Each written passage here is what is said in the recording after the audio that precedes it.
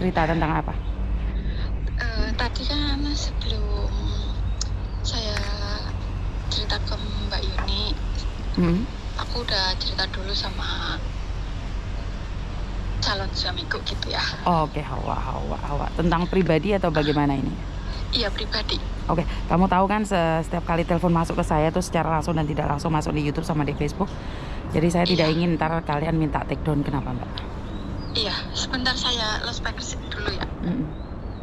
Aku kurang. Mhm. Iya, udah. Udah, gimana?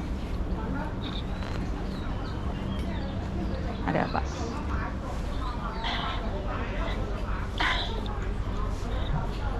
Udah ya, Mbak? Udah, sayang.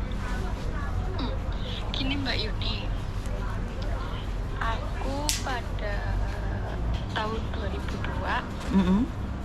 bulan 4 aku kan diinterminate sama majikan. 2002 bulan 4. Iya. Terus? Terus aku masukin lamaran lagi ke maksudnya ke agent gitu ya. Cari majikan lagi ke agent. Terus? Iya. Terus dari agent itu dia bilang aku nggak bisa cari majikan gitu. Alasannya katanya majikanku itu nulis yang tidak bagus gitulah. Oke. Alasan aku di-terminate itu aku punya hutang. Oke, kamu punya hutang bank terus? Terus aku dari situ aku cari-cari lah ya, cari agent lain. Tapi nyatanya aku menunggu sampai 2 bulan gitu ya. Sampai visaku habis, aku nggak dapet gitu ya. Terus sampai aku kerja sampingan ngomong anak gitu ya. Dulu ada temenku ngasih posnya dia karena dia pindah pos gitu ya. Terus aku kerja ngomong anaknya dia perempuan. Aku tinggal di kos-kosan gitu ya. Jadi kan aku overstay gitu ya. Oh, oke. Terus? Aku overstay. Baru kerja 2 bulan, sekitar 2 bulan lah aku ngomong anak gitu ya. Terus aku ketangkep polisi kan, pada waktu itu aku beli obat di apotek gitu. Terus? Terus aku masuk penjara 2 malam 3 hari. Aku dikeluarin karena aku kan punya alamat sendiri gitu ya. Aku tinggal di kos-kosan itu sama calon suamiku gitu. Aku tinggal di kos-kosan itu nggak lama lah, sekitar 1 bulan, sekitar 1 bulan lah, sekitar 1 bulan. Terus sama calon suamiku aku dibawa pulang ke rumah dia gitu ya. Aku dibawa pulang ke rumah dia, terus aku dikenalin sama kakak-kakaknya, makan bersama gitu ya, sampai ibunya juga gitu ya. Terus aku dibawa ke rumah orang tuanya dia juga, ketemu sama papi maminya gitu lah semua gitu. Yang di sana alhamdulillah keluarga mereka juga menerima aku gitu ya. Oke. Terus aku kan tinggal di rumah dia sekarang gitu ya. Terus dia bilang, kamu lebih baik nggak usah kerja, pokoknya semua apa yang kamu butuhkan aku tanggung gitu ya. Keluarga kamu juga di Indo aku yang nanggung gitu ya. Anak kamu juga ibu kamu nggak apa-apa gitu ya. Terus aku kan nggak kerja gitu ya, aku udah lama nggak kerja setelah aku kena polisi itu. Nggak boleh kerja sama sekali. Terus kesininya kan aku takut lah ya Mbak Iwan, aku kan minum obat gitu ya. Terus baru berapa bulan aku nggak minum obat. Terus aku terus aku kan nggak minum obat, aku takut hamil gitu ya. Hamil ya aku yang tanggung jawab, orang aku yang bawa kamu ke sini, lagian kan orang tua aku udah tahu gitu. Habis itu beneran aku hamil ini baru mau 2 bulan. Aku hamil baru mau 2 bulan Mbak. Terus yang di sini aku katakan, aku kan pingin nikah sah gitu ya. Tapi kan aku udah ngajuin ke imigrasi kalau aku itu apply pertama itu nggak diterima, terus aku apply kedua gitu ya. Apply kedua itu aku kan alasannya mau nikah, orang aku udah tinggal bareng di sini udah lama sih ya. Tapi dari imigrasi aku nggak ada telepon, nggak ada apa-apa, terus nggak ada kayak yang lain gitu lah, disuruh absen inilah nggak ada gitu. aku sendiri di sini nggak pernah keluar rumah, paling keluar rumah kalau belanja gitu ya. Terus nggak boleh kemana-mana gitu ya. Aku pun nggak punya teman sama sekali gitu, cuma sama suamiku sama ibu aku udah gitu. Dari itu terus aku bingungnya gini, aku hamil gitu ya. Terus aku kemarin lihat itu ada mbak curhat di tempat Mbak Yuni gitu ya, hamil, terus pengen ke rumah sakit periksa gitu ya. Terus dari rumah sakit itu nggak boleh gitu ya. Terus aku sendiri mikir gitu ya. Terus aku cerita sama calon suamiku gitu ya. Terus ya udah kamu telepon dulu coba sama Cece itu yang selalu bantu gitu ya. Gimana solusinya di kamu gitu. Nah terus aku takutnya aku udah hamil, keluarga saya di Indonesia belum tahu gitu ya. Aku nggak punya suami, aku udah 8 tahun aku janda. Nah terus di sini aku pengen tanya sama Mbak Yuni, bisakah aku menikah dengan dia gitu? Oke, bisakah kamu? Posisi aku masih di paper, tapi menunggu hasil. Tapi aku nggak disuruh tanda tangan, sebetulnya nggak disuruh. Aku telepon ke sana juga, sananya bilang kalau kamu nggak ditelepon, kalau kamu nggak dihubungin sama pihak imigrasi, kamu nggak usah kesini, kamu nggak usah tanda tangan kayak gitu. Terus aku kan bingung sendiri gitu. Oke. Gimana Mbak? Oke, kamu tahu kan setiap kali telepon ke saya secara langsung dan tidak langsung masuk di YouTube sama di Facebook? Iya. Oke, jadi saya tidak ingin setelah viral kalian bilang minta take down. Oke, Iya. satu hal yang dimana Mbak, sebentar, kurang dengar. Oke, nggak apa-apa. Iya. Satu hal yang dimana kalau kalian menikah itu nggak ada masalah, siapapun boleh menikah, nggak ada larangan. Yang penting kalian memenuhi syarat dan ketentuan yang berlaku. Jadi kalian boleh nikah. Jadi kalian boleh nikah kapanpun kalian mau. Tapi masalahnya perkara visa kan beda lagi, bukan masalah pernikahannya sekarang. Paham nggak? Antara visa dan pernikahan itu beda. Iya. Jadi visa dan pernikahan itu beda. Kalau memang ada dia mau ya nggak apa-apa lah, boleh lah. Kalau dia mau dan bisa ya nggak apa-apa loh. Tapi masalah visanya bisa keluar apa enggaknya itu kan tergantung dari imigrasi juga. Ngerti nggak saya? Jadi kamu boleh menikah dulu. Terus masalah biaya sebenarnya nggak perlu khawatir, karena di Hong Kong ini lebih mengutamakan apa sih? Kesejahteraan. Jadi kayaknya kamu kemarin itu bukan nggak boleh loh, bukan dia nggak boleh ke rumah sakit loh, dia boleh ke rumah sakit, cuman biayanya mahal. Tapi itu kan nggak langsung ditarik hari itu juga, dia butuh waktu untuk nariknya. Dan kan ada apa itu yang bantuan dari pemerintah itu, jadi nggak perlu khawatir sebenarnya Mbak. Oh gitu ya. Jadi masalah kamu hamil dan suamimu mau tanggung jawab ya udah nggak apa-apa loh, nikah aja. Oh gitu ya. Tapi keadaannya aku kan gini ya. Apakah aku harus ke imigrasi dulu bilang kalau saya hamil, atau aku harus? Nggak perlu, imigrasi nggak peduli kamu hamil atau enggak. Imigrasi nggak akan peduli kamu hamil atau enggak.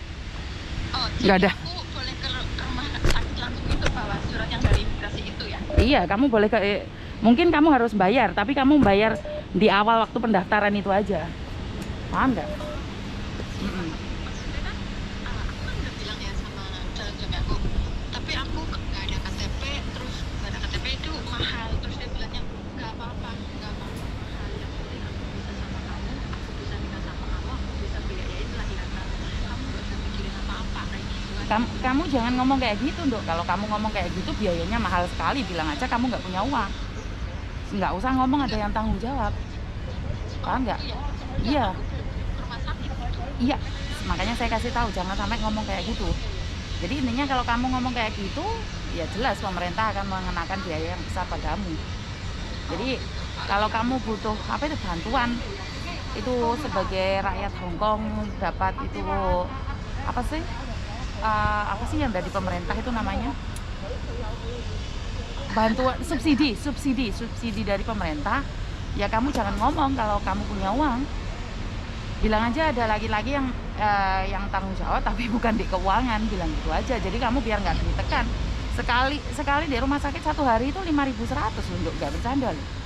Kalau masuk di rumah sakit itu daftarnya aja 1.000 lebih, ya kamu lebih baik bawa uang yang yang kira-kira 2.000 itu aja dan jangan bawa uang lebih dari itu. Iya. Jadi kalau kamu bawa uang lebih dari itu, ya jelas mereka akan mengenakan biaya yang besar padamu. Oh gitu. Jadi pertama kan aku ini sih aku belum ke rumah sakit ya, baru ke bawah rumah gitu ya, ke dokter. Cuma minta surat itu apa pengantar gitu. Iya, surat pengantar kamu bayar berapa waktu cek nih dok? 200 berapa lah, sekitar 300. Jadi kamu mau di reference ke rumah sakit mana? Suamiku bilangnya sih mau ke Kuala Lumpur gitu. Oh, ke Kalun Cengeng.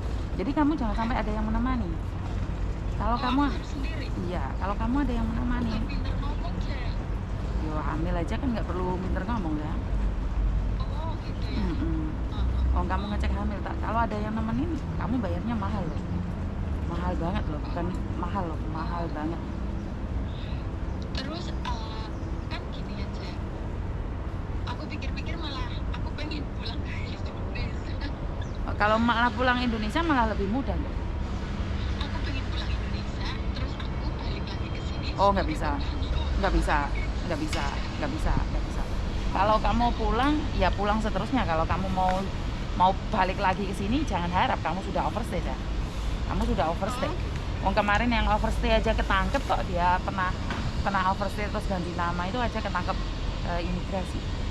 Jadi kalau pernah overstay ya jangan harap datang ke sini.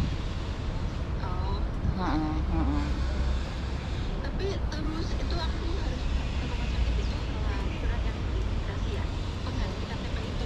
Iya betul, bawa itu aja loh. Kamu minimal bawa uang cuma 2.000, maksimal 2.000, minimal 2.000 itu aja loh.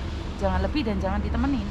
Kalau ditemenin mereka akan mintanya banyak ke kamu. Maksudnya membayar semestinya. Karena kamu bukan orang lokal lagi, kamu bukan penduduk sini lagi. Jadi jangan pernah nunjukkan walaupun kamunya uang ya. Eman-eman uangin loh. Itu menurut pendapat saya, jangan sampai diketahui orang kalau kamu punya uang. Jadi kemarin tuh mbaknya itu bukan itu ya, bukan tidak boleh ke rumah sakit ya, boleh ya. Terus kalau kamu memang itu, aku bisa ada orang yang bisa mendampingi kamu lah, kasar orang ngomong, aku akan carikan orang. Yang penting kamu jangan bilang kamu punya uang. Kamu punya uang otomatis kesannya kamu itu sombong dan nggak akan ada orang yang bantu orang sombong, bener nggak? Kalau sama saya kan nggak apa-apa, saya kan cuma curhat aja. Cuman solusinya jangan ngasih tahu orang kamu punya uang. Paham nggak? Dan jangan ceritakan se-full ini ke orang lain, karena iya kalau sama saya kan saya tidak tahu siapa kamu, tapi kalau sama orang yang bertemu secara langsung kan mereka akan memandang miring pada kamu. Kalau aku kan nggak akan lihat kamu dan nggak tahu siapa kamu kan. Jadi kalau kamu sudah siap ke dokter, kasih tahu saya akan kasih infokan pada orang-orang yang suka membantu orang hamil itu. Saya akan kasihkan nomor ke kamu dan kamu coba bicara dengan suamimu dulu, pacarmu dulu, gimana? Ada yang mau bantu untuk ke rumah sakit atau apa. Tapi ya jangan menunjukkan dirimu bahwa kamu punya uang, ini pertama. Dan kedua, masalah kamu nikah sama dia itu nggak ada masalah, tapi masalah visa itu beda lagi. Jadi antara kamu hamil, menikah, dan visa itu 3 yang berbeda. Karena saya punya teman 1 udah menikah sama orang Hongkong, anaknya 2 sudah umur 10 tahun pun visanya nggak bisa turun. Itu beda, sudah menikah. Terus kalau kamu pulang Indonesia, memilih pulang Indonesia, dan jangan harap untuk kembali lagi ke sini. Sudah tidak mungkin itu. Jauh dari kata mungkin itu, sudah pasti itu 100% nggak mungkin. Iya. Jadi nggak bisa pulang Indonesia kalau bisa pulang Indonesia.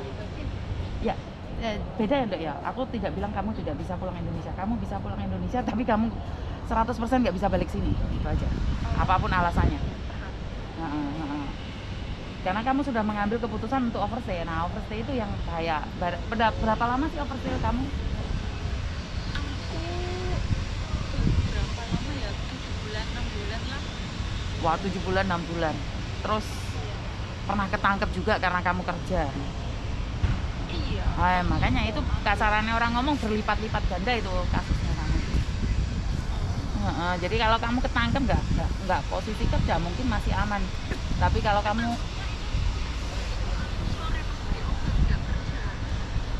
Oh, masih nggak ketahuan sebenarnya, ya tetap kriminal, cuman kan ya nggak separah saat kamu kerja.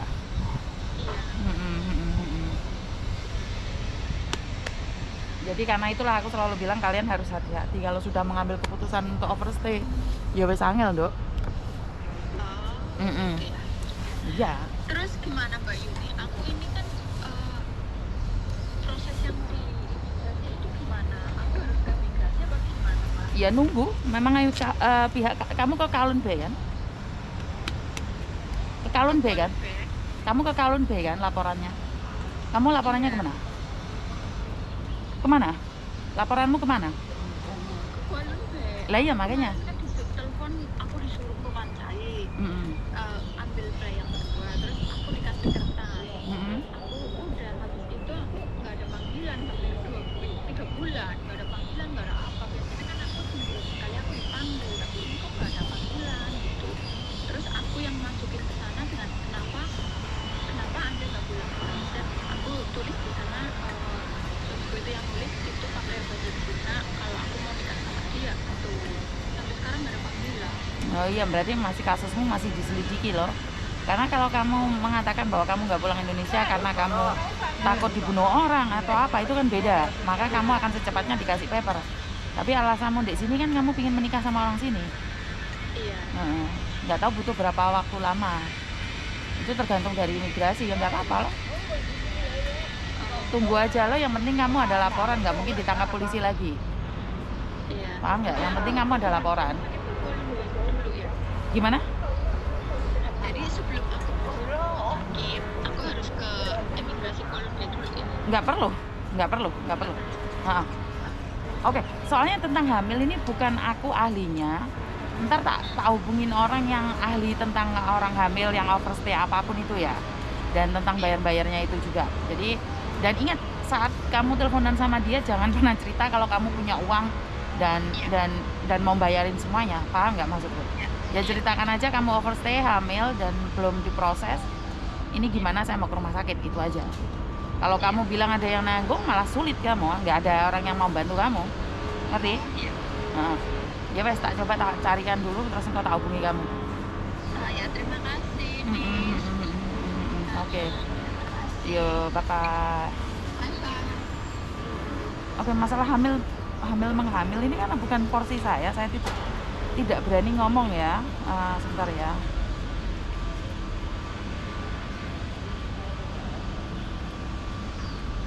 Oke, soalnya bukan porsi saya untuk masalah hamil kehamilan. Saya tidak ingin melebihi apa ya, porsi saya sebagai orang yang sok tahu. Jadi saya akan merefer sama yang ahlinya saja. Jadi saya cuma terima curhatan, ya itu kalau kamu hamil ya yang penting jangan sombong-sombong karena orang di luar sana akan ngetawain kamu. Kalau punya uang ngapain kamu masih bertahan di Hong Kong. Jadi buat teman-teman di luar sana, saya selalu menghimbau jangan berikan komen-komen yang pedas karena kita tidak pernah tahu siapa kita ke depannya. Biasanya itu alok melok. Jadi saat kita menghina itu kita akan ketularan sama seperti itu. Jadi lebih baik kita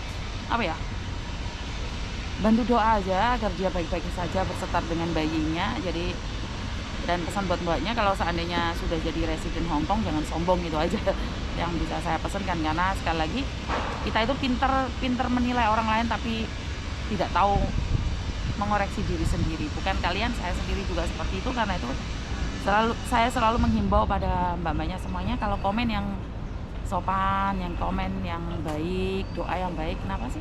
Karena doa yang baik itu akan kembali pada yang punya. Jadi doa yang baik itu akan kembali pada kita. Kenapa saya selalu menghimbau kalian untuk memberikan dorongan, motivasi pada yang lain? Karena ada kalanya kita itu ada di tempat yang paling bawah, Mbak. Ada kalanya kita itu juga tidak tahu apa yang terjadi ke depannya. Ada kalanya kita juga butuh bantuan orang lain. Jadi kalau kita merasa bahwa kita yang terbaik, itu malah kita kejungkel akhirnya. Jadi saya cuma ingin bilang pada kalian semua, tetap semangat, tetap berjuang untuk sesuatu yang lebih baik lagi, dan kurang lebihnya saya minta maaf. Wassalamualaikum warahmatullahi wabarakatuh. Berkat Tuhan mengalir atas hidup kita semua. Semoga semua makhluk hidup bahagia dan terima kasih. Jangan lupa satu pesan saya, apes tidak ada dalam kalender, Jadi lebih baik berhati-hati buat mamanya saat ini sedang hamil di luar sana. Juga jaga kesehatan karena hari ini dingin sekali. Terima kasih.